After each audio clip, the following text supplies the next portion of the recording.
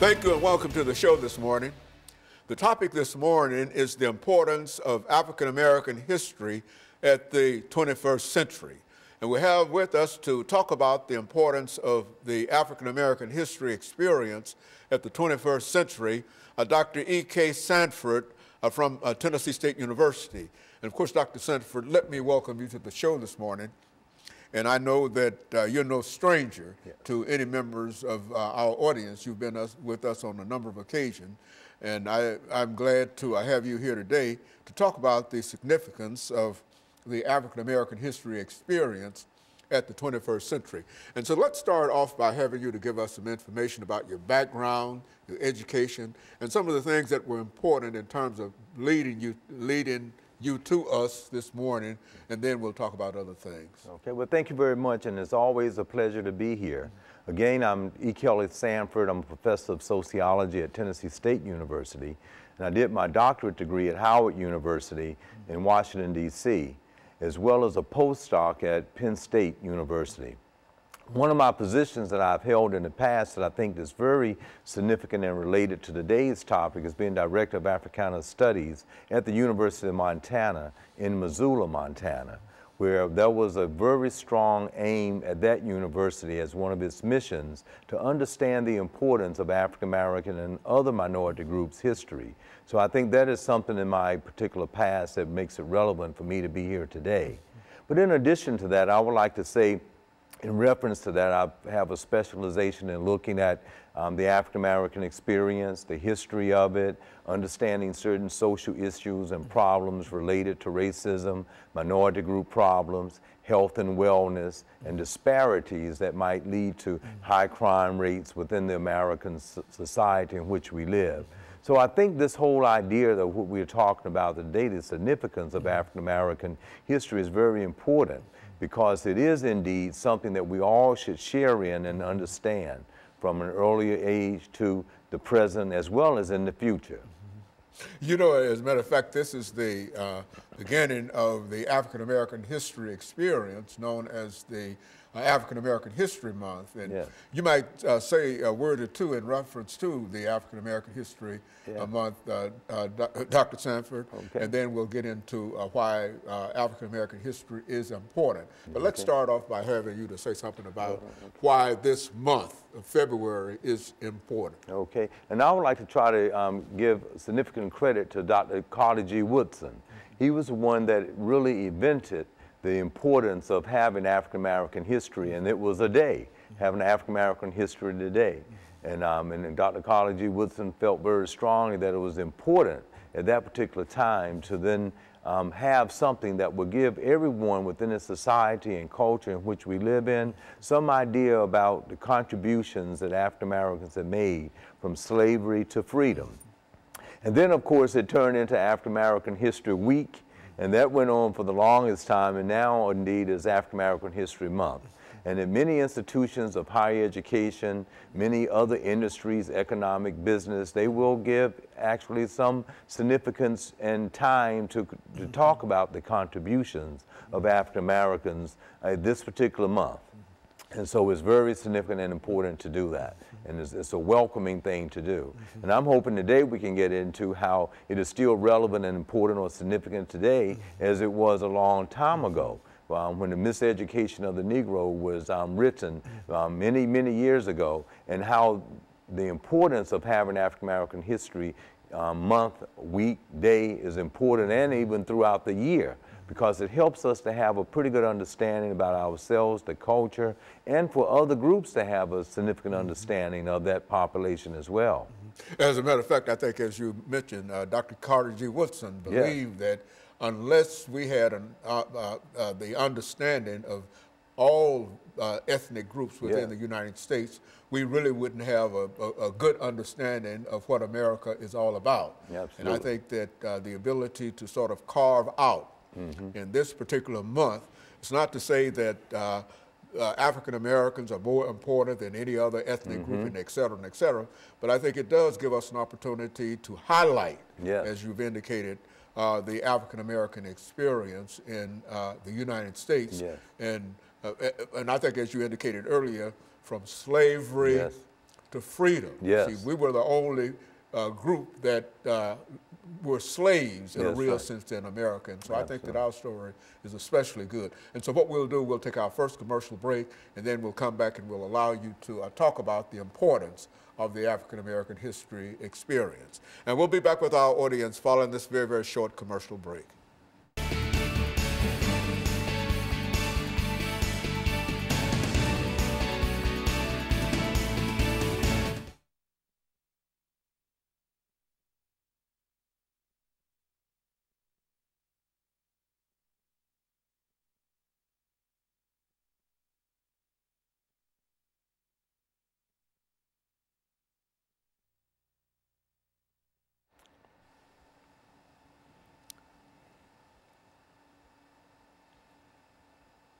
I see they're building the African-American history structure down on Jefferson, on 8th and Jefferson. Yes. Yeah, it's going to be quite a large building. It really is. I was impressed by what I see, the structure of it going up. And so, yeah, it's... Ready when you all are. Okay.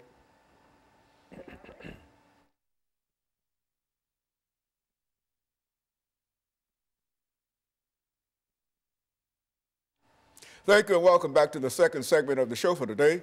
We're talking to Dr. EKSanford, a professor at Tennessee State University, and he's giving us some information in reference to the significance of the African-American history experience. Doctor, let's see if we can pick up and give you an opportunity over the next 8 minutes simply to talk about some of the things that in a real sense, you teach daily at Tennessee State University, some of the sociological information that our audience might not be familiar with. Okay. Well, thanks so much again. And I say that in reference to African American History Month and the significance of it.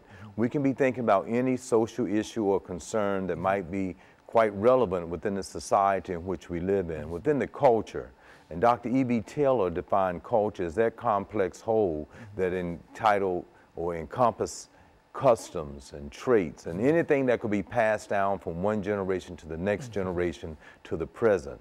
So when we think in terms of the importance of African American history, it is quite significant to understand the past, 244 years of enslavement, and how did that impact the culture of a particular population, as it did Native Americans and other ethnic groups that migrated to the United States. But as was said in the first segment, something unique was about the African American experience here in America, that enslavement took place for that time.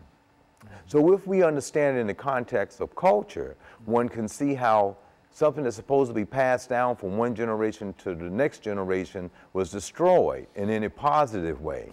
And that was strategically done in an effort to kind of control a group of people to enslave them. And there's much literature out there that one can bring up and discuss and look at that. And I think one of the significant reasons we have African American History Month or a day or a week, how it should be very much a part of the educational curriculum, so that people can have a focus or idea about that legacy of that culture that was passed down or not in a fair way passed down from one generation to the next generation, that could lead into certain thoughts about policies in the present.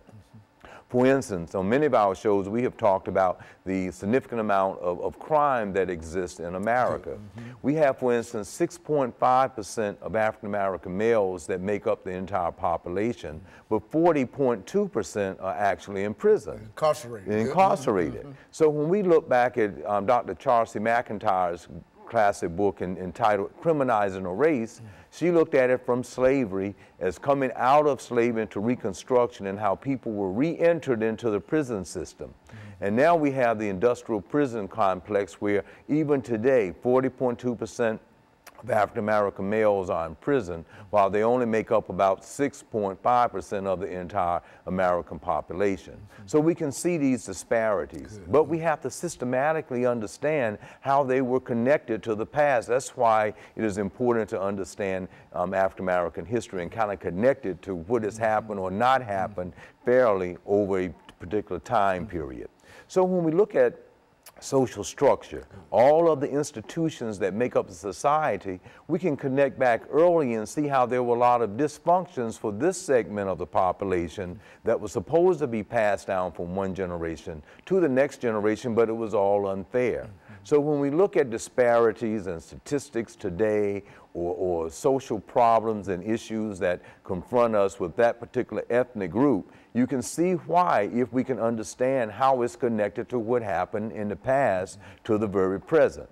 And that's not to say that a lot of positive things have not improved. With the advent of moving out of Plessy versus Ferguson in 1896, that was a law of the land to keep things segregated, separate but equal, that moved into 1954, given that we are talking about African American History Month, with Thurgood Marshall, that became a Supreme Court justice that helped fight that and to overturn the Plessy case because it was inherently biased and unconstitutional. And that helped people move forward in a very positive way. However, given the legacy, it also caused a lot of inequity within families who would not have had education, that could not have socialized the next generation in the same way that the dominant group could. So there was a infiltration from the 50s to the 60s as the civil rights movement took place, to the 70s with the Black Power movement, the Black Panther movement, to the 80s and with affirmative action, and now you have the millennials born in the 90s who might have this sense that they don't have any connection to what happened in the past to what's going on right now.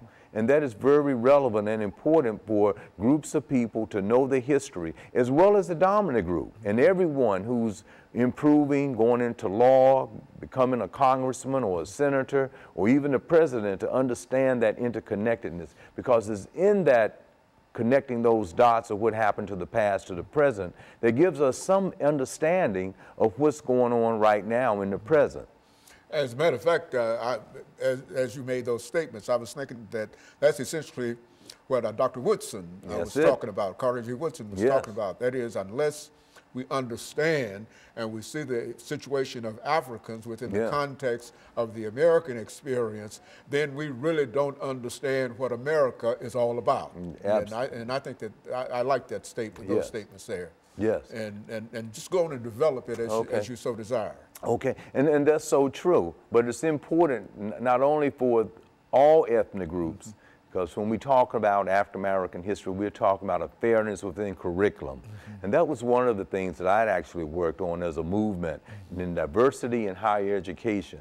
And that became institutionalized throughout America with the hopes that in elementary, junior high, high school, and curriculums in higher education would move toward much more information related to diversity among all ethnic groups. I teach a class that's called Minority Group Problems, where we can have a pretty good understanding of every minority group and what are some of the systematic injustices that might occur within the society that might prevent fairness.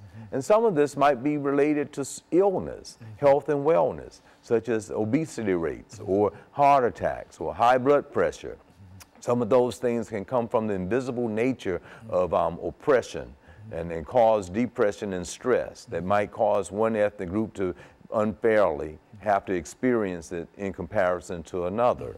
We even look at social class differences, how you can have some who in the upper class and to the upper middle class across all ethnic groups that might have the systems that are present in society in a much fairer way might have better health and wellness, while those in the lower class and in poverty might be born into a particular situation that would influence certain behaviors, and that behavior might lead to high crime rates, overweight and obesity, and deaths. Very good. And so what we'll do, Doctor, we'll take our second commercial break, and we'll be back with our audience following this very, very short commercial break.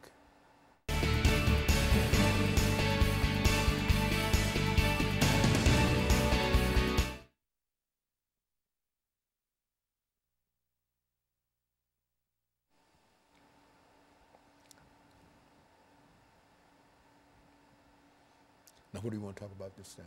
Okay, well, we'll try to bring it to some close. This is the last segment, right? So I talk about in general, play a little historical context, bring up, since it's African American History Month, the people that contribute to African American history. They kind of lead it into some solutions and what we have to do, that type of thing might be very close. All right. Ready when you are. We're ready.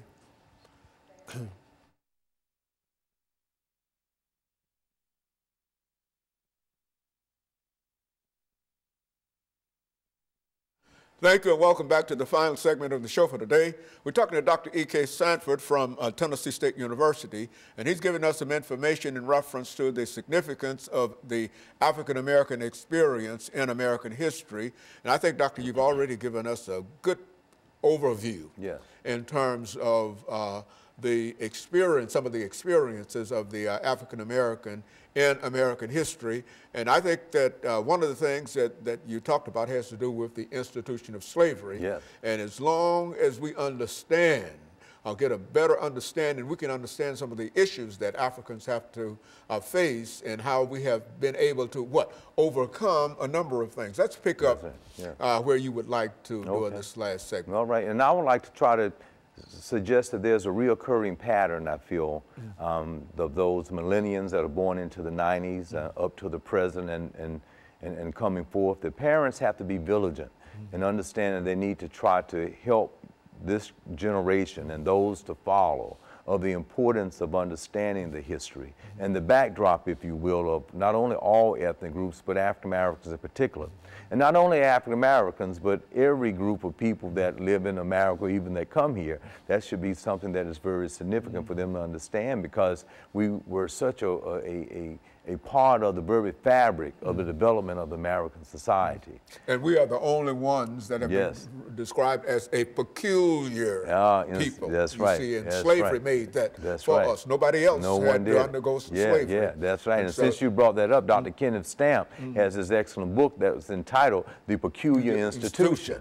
And in that piece, he talks about that whole idea of grabbing a group of people by the millions and bringing them and stripping them of their culture. And that's why I brought that definition of it up earlier, because when you take away the culture, you're taking away the very core of a group of people. But to control a group, that's what you would want to do. So this is still out there, and it's important for people to know it. Not only that group that millennials need to be refreshed on, but the dominant group needs to know it too. And only so you can have a decent conversation about the very fabric of it. Now, if we think in terms of Alex de Tocqueville, he had a classic piece that was entitled Democracy in America.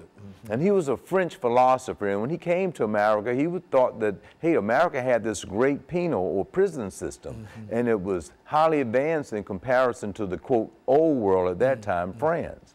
But as he came to this country and was driving down in his horse and buggy and looked out the window, he saw people of African descent that were enslaved, in shackles, and working. And when he saw that and thought about oh my gosh, they have been here for hundreds of years, and there is still there, he reached in that classic piece that we would never reach a true democracy because of how it was founded on slavery.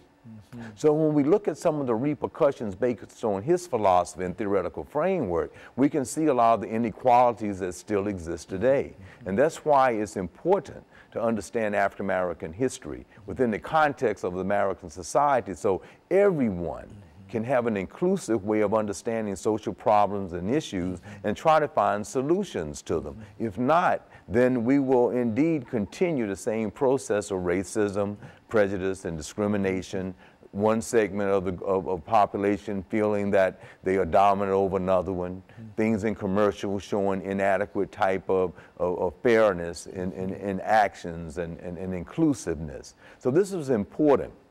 Coming out of the great W.B. Du Bois, when he said in the 19th century that the problem would be that of the color line. And we saw it in the 20th century. Now we're in the 21st century, and the color line is still a problem. Now when we link that to social class, we might find people might say, well, look, you had an African-American president, and there are people in Congress, and there are people that are doing well, even us, professors at an institution of higher education, but still I'm going back to the statistic that I started with. We make up about 6.5% of the population, about 40.2 are incarcerated. There's still a problem. when we see the reoccurring pattern of police brutality and shootings because of the subliminal nature of how they look at a suspect and think that they are something that needs to be shot and killed versus just taken in. These are things that we have to be able to understand the history and how did those thoughts and patterns subliminally get in our mindset about that. This is especially true when you start talking about young African Americans, you know, the young African American youth. Who face a real problem in terms of simply assimilating and being able to deal with some of the issues that many of us might have moved beyond. Not that we solved them, but we've moved beyond, but they now face them. The whole idea of Black lives make important, and Black life and all of those things. We've seen that, and we've experienced that, but it might have been under a different name. And so the name might have changed, but the attitudes that many people have in reference to the African American, especially the African American youth, these things are still present in spite of what we might call it. And I think that's absolutely right. And these are the indicators that some of that racism and prejudice and discrimination still exists. For a youth group to come up like Black Lives Matter, like you mentioned, or other groups that have emerged to try to solve some of the problems. I have a feeling, though, that we have even a deeper problem with a majority of people not being conscious that some of the ills are still there. Again, that's why African American History Month is, and the history of African Americans is so important to be in the curriculum so people can understand that there is that importance that is there. And this can be done in literature classes, from understanding African American literature in 1746 to 1865 of the slave narrative. Very important information is there in that context of that time. And then from 1865 to 1919, looking at the Reconstruction era. Let's talk about just literature that is present and out there. Then from 1919 to 1940 of the Harlem Renaissance period. Very important information to know about those that contributed to scholarship and to letters, meaning literature. Right now with fences out there that will fall into August Wilson and the great literary pieces that he wrote, and now it was on stage and now in film. So those are pieces that our younger people need to be familiar with, but understand that contributions were made even before slavery was over, of the slave narrative, that people wrote about their experiences so that we could read about it and understand what was going on during that time period. That led up to the whole civil rights movement of Reverend Dr. Martin Luther King, Thurgood Marshall, of course the great Dr. W.E.B. Du Bois that wrote The Souls of Black Folks in 1903. Can't leave out Adam Clayton Powell and that whole movement, Andrew Young. Even Charles H. Wesley, the great historian that wrote about the history of the African American experience. These are people that have contributed to the social change that we still are able to thrive, made changes for the betterment of others, but we have to know that history of them so that we can continue to move onward and upward. You know, Dr. Sanford, I think that the information that you're giving now is essentially the information that the two of us especially is familiar with. I mean, we know all about this, but so many of our young people. And I think that there's been a movement on the part of many people to think about perhaps avoiding or omitting this aspect of the African experience. As a matter of fact, when you talk about the institution of slavery, you've already indicated that we were there for more than 200 years. But in some of our textbooks, we don't even find that, that kind of experience. And I think the things that we're talking about today is important from the point of view of if people don't understand some of these things, then they really don't understand what America is all about. Do you? That's my point of view. That's it. That's it. And I'm thinking to develop solutions for problems that we have to do it with that theoretical framework of understanding the past. You know, some of the great social sciences have indicated that. great C. Wright Mills, and understanding the sociological imaginations, that we have to understand the past. We have to understand the biography, not only of the individual, but of the country, in order to see how things need to be corrected today. So yes, that's important, and we had to come up with a few recommendations, being inclusive with education, from in family development, from birth to age 2, from 2 to the 1st grade, through elementary, junior high, high school, if the curriculum was inclusive, if fair and support was given to an inclusive educational system so everybody could understand everyone else's culture and history. Very good. And of course, Dr. Sanford, let me thank you for bringing that excellent information by. And I think that the more you talk about some of these things, I think the more our audience is familiar with that. And so we'll be, let me encourage our audience to tune in again next week to another informative edition of Comments. Thank you and good morning.